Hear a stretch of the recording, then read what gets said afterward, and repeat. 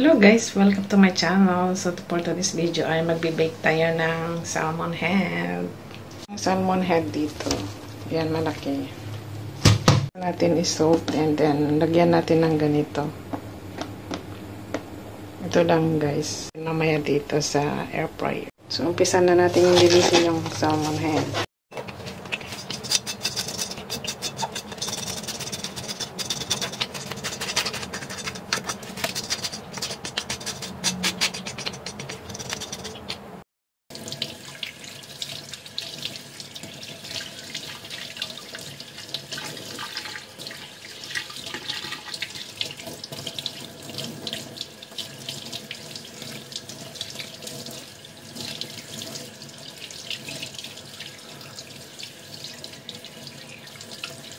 So, yun, naugasan na natin. So, i-dry natin.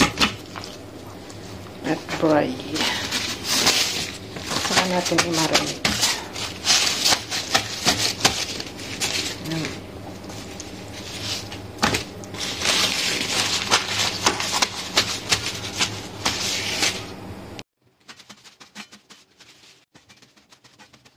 I-chop natin, guys. Then, saka natin i-marinate.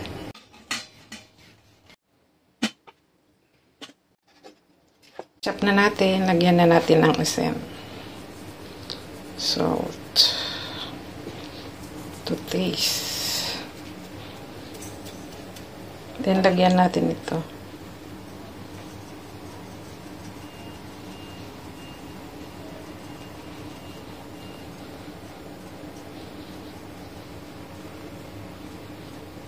then ganoon din sa kabila guys.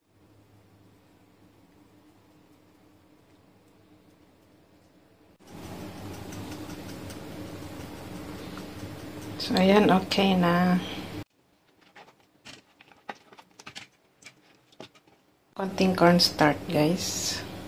Para hindi siya tumikit. Ayan. Ayan, i-mix lang. Mamaya ilagay ko sa air fryer.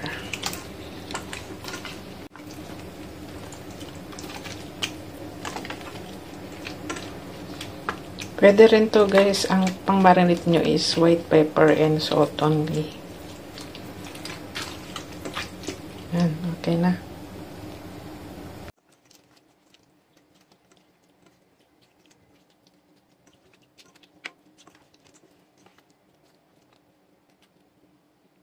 Guys, ng foil yung air fryer. Yan, para sa salmon head.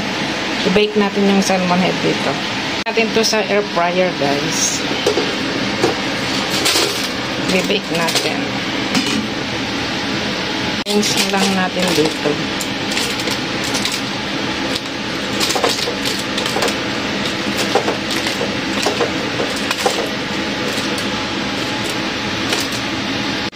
So ayan, okay na. So isi-set na natin guys. Meron ditong pang fish yun. So, ilagay natin sa fish. Yan. Then, isi-set natin ng maybe 15 minutes muna. Yan. 15.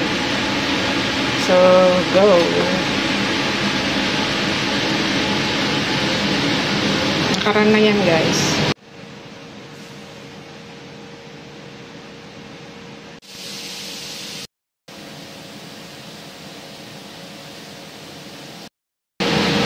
Ayan, 7 na.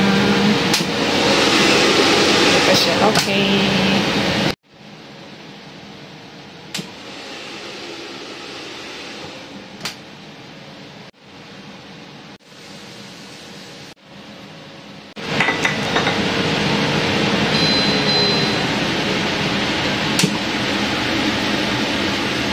Ayan. Medyo okay na guys. So, dagdagan ko muna ng minutes.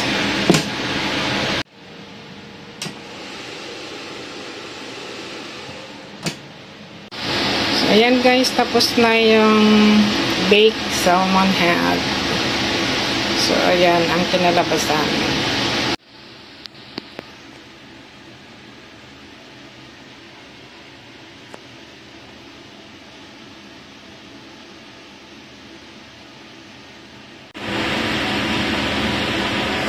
Yan, sarap na naman ng kumain nito.